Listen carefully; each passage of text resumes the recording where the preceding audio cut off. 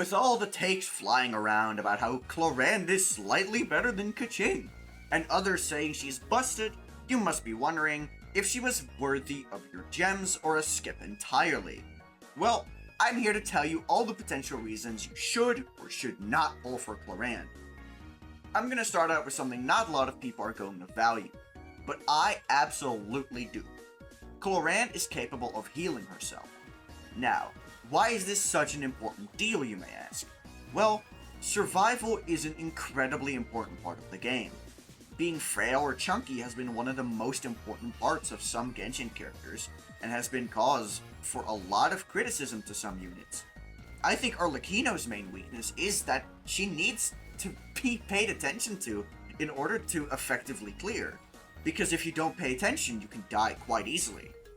A lot of people use this to justify Arlecchino not even being a top 5 DPS. That is too far even for me. But that aside, survivability is still of incredible importance, especially when you are a DPS who has it built into their kit. Characters who can self-heal are incredibly valuable because healers and shielders are no longer needed, and that frees up a team slot. Team slots are incredibly valuable as they are able to house incredibly potent units. Think about the best sustainers in the game. Bennett gives an incredibly powerful attack buff, Kuki is one of the best hyper boom triggers in the game, and Zheng Yun has managed to change the playstyle of multiple carries purely because of how good her plunge buff is. This gives us a trend that the good healers are the ones used for their offensive buffs. So if you take a DPS who heals themselves, you can just get a third slot to buff your damage. This is what Clorinde gets to do, because she's able to heal herself by 10% of her max HP every time she does her special E at max stacks. This means she is able to increase her damage to an incredible degree purely because she has more slots open. Now I would like to take a moment to discuss her team options. For a more detailed look into her teams, watch my video on her team building. In that video I discuss what teams are good, and then which ones are her best, and that's where the difference here lies. There, I told you what the best is, but she has a lot of options. In that video I described the value of flat damage for Clorinde's damage. Since then, Clorinde has received buffs to her multipliers for her skill and her weapon. This has increased the value to stat buffs for Clorinde, which has equalized the playing field. So let's go through all the buffers that will be able to benefit her. A good place will be the most universal support in the entire game, Furina. Furina gives your team a massive damage bonus increase with the stipulation that you're able to heal. Clorinde is able to heal herself and proc Furina's A1 plenty of times, but I still advise for using a team-wide healer with her anyway. Furina provides not only this damage bonus, however, she also applies sufficient Hydro for Clorinde's Ascension 1.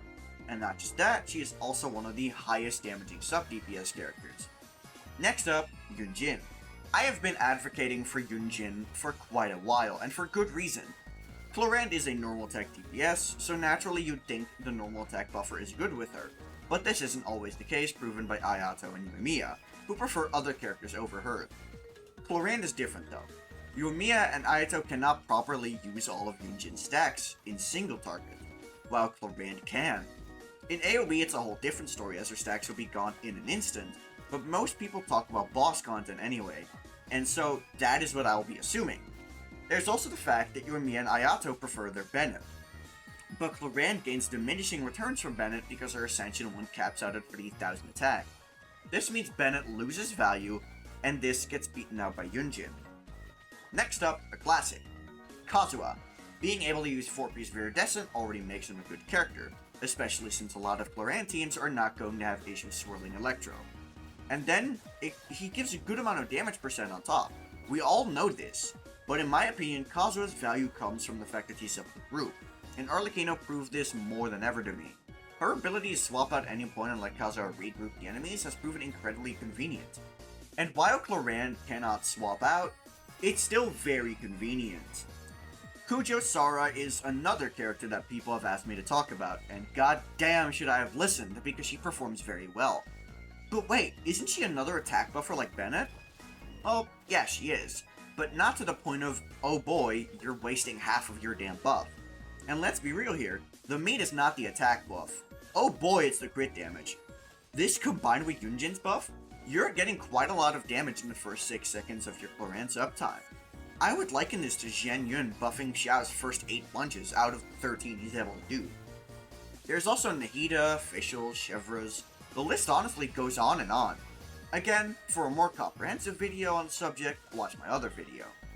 Now, Thunder, you may ask, how does she compare to Yai, Raiden, and all of the other Electro DPS? Well, let me put your worries to rest, because she clears all of them. Honestly, at a certain point, you just gotta ask if it's even fair to compare these characters, because why is Clorinde so much better? Well, it comes down to multiple factors, but let's go one by one. First, let's grab Keqing, the one she's been compared to the most. Keqing has many issues, but people act like this is all changed with Dendro. I don't believe so. Keqing was merely promoted from being a garbage unit to official driver. Anyone calling Keqing a DPS in the first place would be wrong, because she merely exists to hand over aggravates to Fischl's A4. She in fact does less damage than Fischl when they are given the same investment. Now, to stay in the aggravate territory, Yae Miko. So while she does have a higher damage output than Keqing, she falls into the exact same trap of not really being a DPS. Her entire kit works from off-field, which means she's not designed to be on the battlefield, and it shows. She feels clunky and slow when on-field, and even when using her skill, her lack of iframes makes her a target for cruel sucker punches. Yae Miko wasn't designed to be a DPS, she was designed to assist one. Which I guess she still accomplishes by assisting Fischl, but she is a sub-DPS. Again, not designed to be the main damage dealer. And Yae Miko also lacks AoE, which is glaringly obvious on the triple Kenki fight. Now for Raiden. Raiden's best team at C0 is Double Hydro, a team where she is not doing most of the damage. And there's Raiden National, a team where she still doesn't deal the most damage. And then finally we get to Hyper Carry. Is the cop-out to say she wasn't designed to be a DPS again? She seems oddly supportive in her kit, doesn't she? Regenerating energy and boosting burst damage? Sure sounds very DPS-like to me. In all seriousness, let's treat her like a DPS and mention her actual issues. A lot of Raiden's damage output is focused around her initial slash, about 20 to 25%. Actually, so if this damn thing doesn't crit, you might as well give up, because all that damage just goes down the drain. It doesn't get better from there. Other characters like Navia also face this issue, but what sets them apart, they actually get crit within their kit. Raiden has no crit at all, and you don't even get it from weapons because Engulfing Lightning doesn't give any crit. So, is she the best DPS in the game? No, but Clorinde absolutely beats her elemental competition. As for my competition, I'm trying to beat them as well. One way you can help is by liking the video and subscribing to the channel. Now let's get into some bad stuff, and this is a pretty damning one. Our free-to-play weapon options are... ouch. Let's just put it like this. You're either using a 5-star that isn't standard banner, or it's Harbinger of Dawn. Good thing she self-heals, because otherwise I would never recommend this weapon to anyone. Also, Harbinger of Dawn isn't safe either. 28% crit rate, combined with the nearly 40% she gets for free? That with the base 5% gets you to a whopping 70-30% crit rate. Good luck not overcapping on crit rate. But hey, let's just look at the other options, see what we got. Okay, well, Black Sword, crit rate. Jade Cutter, crit rate. It's only when we get to the lower end of the sheet that we get something that is actually realistic to build around again. At least Finale of the Deep is craftable and will still clear the content. Now here is a complaint I have gotten from a lot of my friends when I discuss Clorinde with them. It's always about a C6 4-star they happen to not have. Almost every Clorinde team features some sort of 4-star that heavily relies on their C6 to do their job. Overload teams really like their C6 Chevreuse. Don't get me wrong, Chevreuse doesn't really need her C6 to do her job effectively, but the sheer buffing it provides is crazy. 60% damage bonus with no strings attached is wild. And then there's Aggravate teams. Almost all variants of Aggravate will use Fischl, whose C6 is, guess what, insane damage increase yet again. And before you say that she came out in 1.0 and you should have her C6 by now, new players don't have the luxury we did. And even players who joined barely a year after the game came out don't have a C6 Fischl. And the hypercarry teams are even worse. C6 Yunjin is an insane step up over even C5, allowing Clorinde to get a whole ass extra N for the E combo. drastically increasing her damage output. And then Sara. Sara can't even compete with a T2DS Lisa without her C6, so you might as well throw her into the trash if she's C5 or below. But that's everything I have to say. Clorinde is definitely a very good character, and I struggled coming up with bad things to say about her.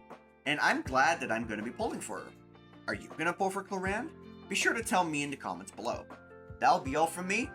Peace.